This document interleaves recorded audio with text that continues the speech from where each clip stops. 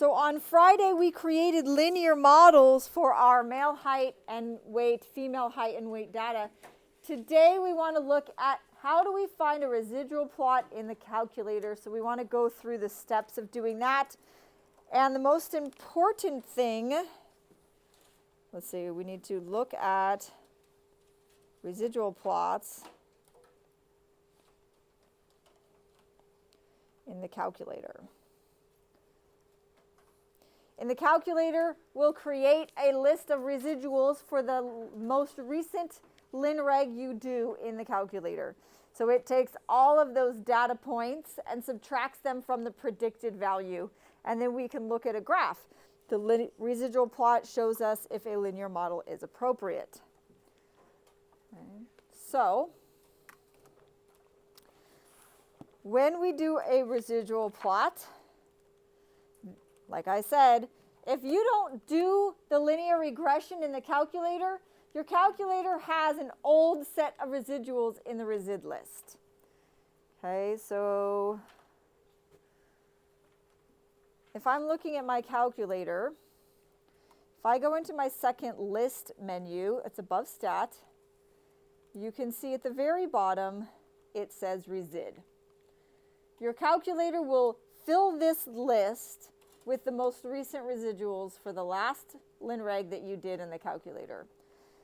If you don't do the linreg on the data you're interested in, your residual plot is not going to be for the data that you are answering the question about.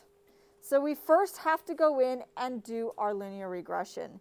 So we'll start with the male height and weight. I'm going to go to Stat Calc 8. I have male height and weight in here.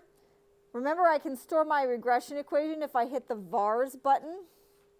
Go over to yvars, hit enter on function and hit enter on y1.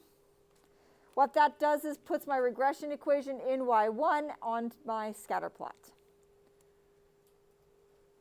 Okay. So there was the equation we got Friday for the male height versus male weight. Now that we've calculated the equation, the calculator went through and calculated all of the residuals. Okay, not something we want to do by hand for this entire list. To do the residuals, we would need to plug in 67, the very first data point there, see it, 67? We need to plug in 67 to our equation and then subtract 140 minus what we got in the equation. That's our residual. Okay, that's a lot to do for 25 data points, right? So thank goodness the calculator does that all for us.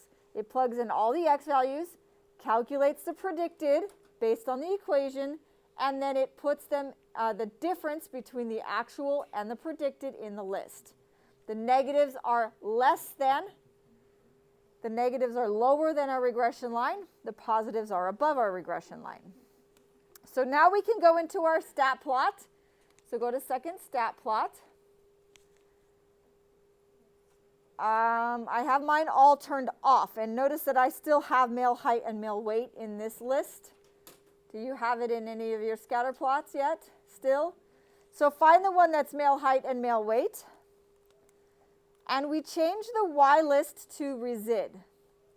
And I do that by going into second list, and then I usually use the up arrow because it takes me to the bottom of the list, and then I hit enter. So now I am graphing my x values against the residuals. And I can go up, turn it on. And then again, I want to hit zoom 9. There's my residual plot. It shows random scatter, no pattern. And if I hit trace, it'll tell me what points I'm looking at.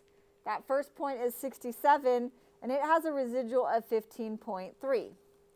So I can trace around, and it just goes through your data list, and you can look at the different residuals. Okay.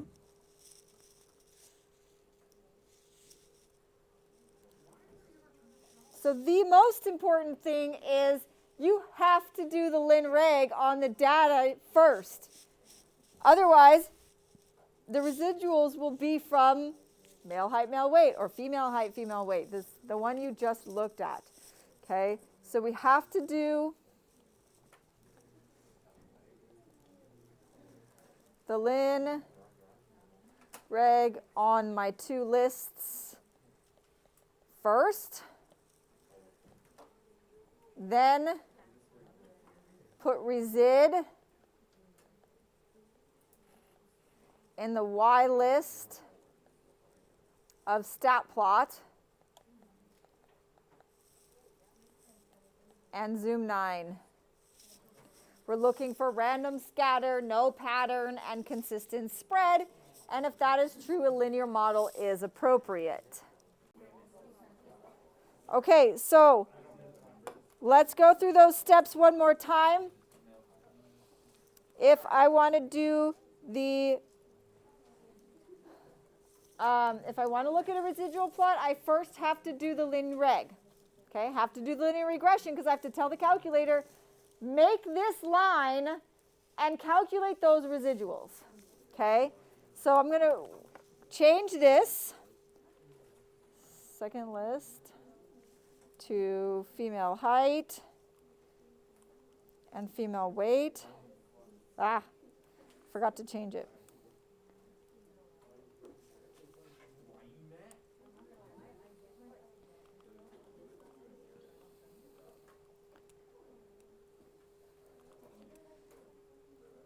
Okay, so there's my equation. Let me take a second and look at the actual scatter plot so we can remind ourselves what we're looking at. There's the scatter plot, there's the line. Your residual plot takes all of these points and calculates the difference between the point and the line. That is what the resid list is. Okay, the female.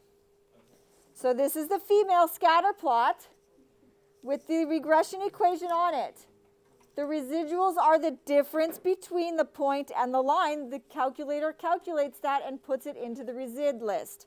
So now if I go back to stat plot, my Y list I'm going to change to resid. And then I'm going to zoom 9 again. Now sometimes the regression line kind of shows up in a corner of my graph and sometimes it doesn't. Now I'm looking at the residual plot. And if I hit trace, it'll tell me that this first point with an x value of 63 is 2.7 above the line. That's because it's above this axis, which means these points are above the regression line and these points are below the regression line because they're negative. And I can trace through them and see what the x values are and those corresponding y values, which is the residuals.